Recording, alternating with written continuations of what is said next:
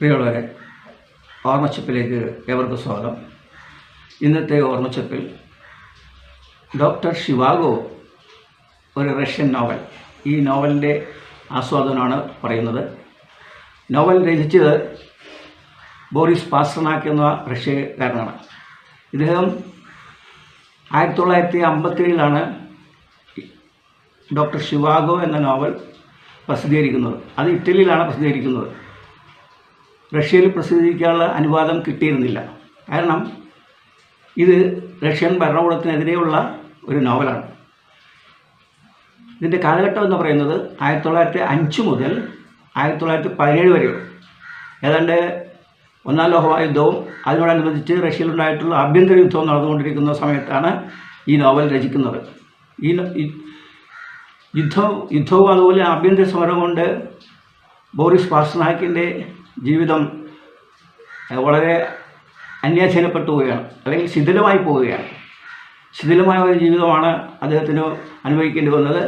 അത് അദ്ദേഹത്തിന് ഈ ഡോക്ടർ ഷിവാഗോ എന്ന് പറയുന്നത് ആത്മകഥാംശമായിട്ടുള്ള ഒരു നോവലാണ്. ശരിക്കും കഥാപാത്രമായിട്ട് വരുന്നത് ഡോക്ടർ ഷിവാഗോ ആണെങ്കിലും ബോറിസ് പാസ്റ്റർനാക്കാണ് അതിൽ വരുന്നത്. ഇദ്ദേഹം തികച്ചും ഒരു ചരിത്രപരമായിട്ടുള്ള പശ്ചാത്തലമുള്ളൊരു നോവലാണ്. എങ്കിലും പ്രധാനമായിട്ടും ഇതിലെ പ്രണയം, അതിൻ്റെ ഒരു തീം ഇതിൽ അവതരിപ്പിക്കുന്നുണ്ട്.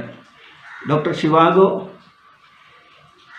ഒരു മിലിറ്ററി ഹോസ്പിറ്റലിൽ വർക്ക് ചെയ്തുകൊണ്ടിരിക്കുന്ന സമയത്ത് അവിടുത്തെ വിപ്ലവ നായകനായിട്ടുള്ള പാഷ അവിടെ മുറിവേറ്റെത്തുകയാണ്. പാഷയുടെ ഭാര്യയായ ലാറയും അവിടെ എത്തുന്നുണ്ട്. അവിടെ അഡ്മിറ്റായി. അപ്പോൾ അവിടെ ഡോക്ടർ ഷിവാഗോ വൈദ്യനായിട്ട് വർക്ക് ചെയ്യുകയാണ്. അദ്ദേഹം പരിചരിച്ചിരിക്കുന്ന സമയത്താണ് ലാറയെ പ്രണയിക്കുന്നത്. അത് വളരെ തീവ്രമായ ഒരു പ്രണയമായി അവസാനിക്കുകയാണ്. അതിനുശേഷം ആ പ്രണയത്തിൻ്റെ അവസാന കാലഘട്ടത്തിൽ ഷിവാഗോന് അസുഖം പിടിപെടുകയാണ്.